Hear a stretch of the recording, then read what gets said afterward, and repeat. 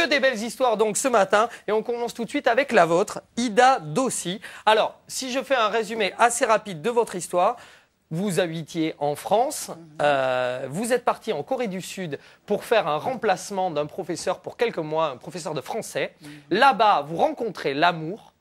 Et puis, petit à petit, la population s'intéresse, et d'une à ce couple mixte, et de deux à vous, parce que vous vous retrouvez dans les coulisses d'un plateau télé. On commence à vous demander votre avis sur un peu tout. Et puis, petit à petit, c'est l'effet boule de neige. On vous propose un feuilleton qui raconte l'histoire de votre vie, une émission de télé, et puis voilà. Et aujourd'hui, vous êtes une star nationale, 50 millions de fans en Corée. Je vous propose juste de regarder les images pour qu'on se rende compte. Vous les commentez avec nous, ce que nous avons trouvé.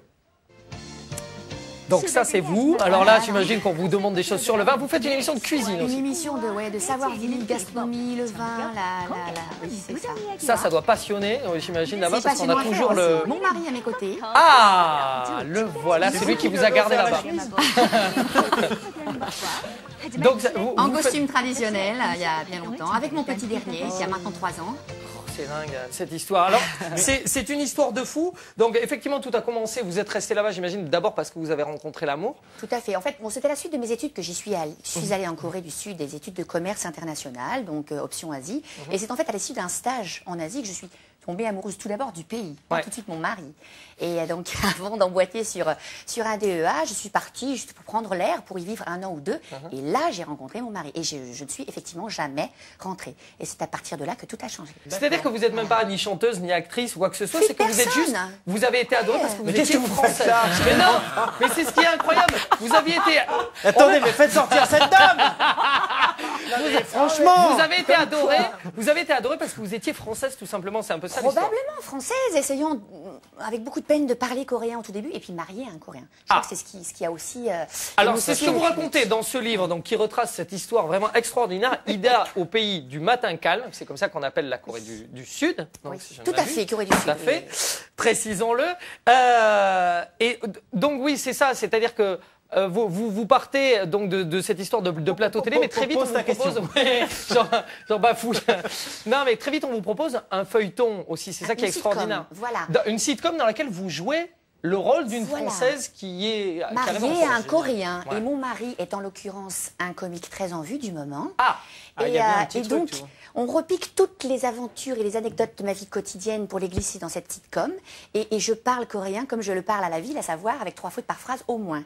Et tout le monde est mort de rire et les gens adorent. Et un accent français. Voilà. Et je parle avec mes mains et donc mes sourcils montent et descendent comme je vous parle maintenant. Ouais. Et voilà, là-bas, ils adorent. Faut croire. Non, mais ça, c'est complètement... Alors, à quoi ça ressemble justement d'un coup votre vie là-bas quand vous devenez donc cette star internationale? Comment on est traité en Corée du Sud quand on devient une vedette? On est très bien traité, il n'y a pas de souci. Vous savez, j'ai toujours été en fait la petite mariée aux yeux bleus. Alors c'est ce qu'on dit, oui, j'ai lu dans le livre. Vous avez les yeux plutôt foncés, oui. On vous appelle effectivement la petite mariée aux yeux bleus. Voilà, faut croire qu'en me mariant avec l'un des leurs, avec un Coréen, j'ai soudain obtenu la sympathie d'un pays entier et puis d'essayer tellement fort de faire un pas vers leur culture, on apprend la langue, puis un autre en essayant de respecter toutes les traditions de cette famille coréenne qui est maintenant la mienne. Je pense que c'est ce qui a eu... Comment elle s'appelait la sitcom si on la traduisait en français?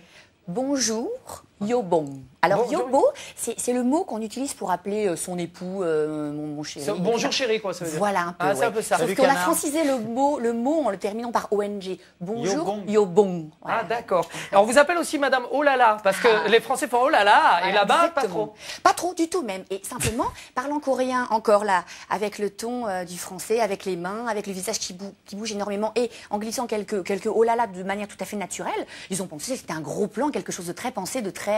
Et pas du tout. Et c'est devenu une mode, et ça a même fait l'objet d'une sonnerie de téléphone que les gens téléchargeaient sur leur portable. Ah oui, carrément. Oui. Oh là là, 안녕하세요, 전화 왔습니다. Moi, je raccroche.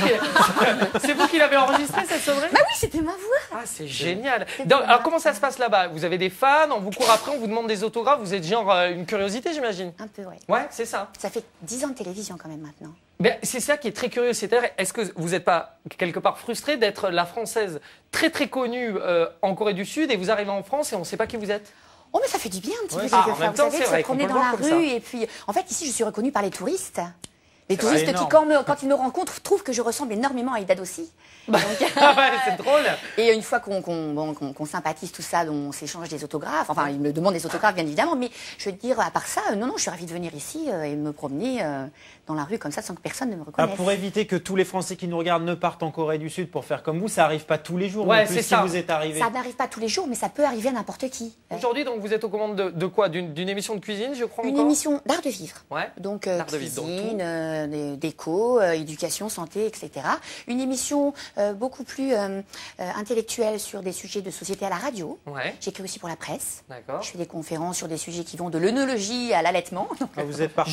Je sais aussi qu'on vous appelle, par exemple, quand une fois, je lis dans ce livre, Alain Delon débarque pour faire une Au début de ma publicité. carrière, oui, effectivement. Alain Delon débarque en Corée pour faire la promotion d'un parfum. Et donc, on se dit, on va demander à la petite Française Voilà, de venir on va demander à l'interviewer. l'interviewer. Et lui, il vous dit, tu es quoi, toi, coréenne, française, étudiante, maquilleuse?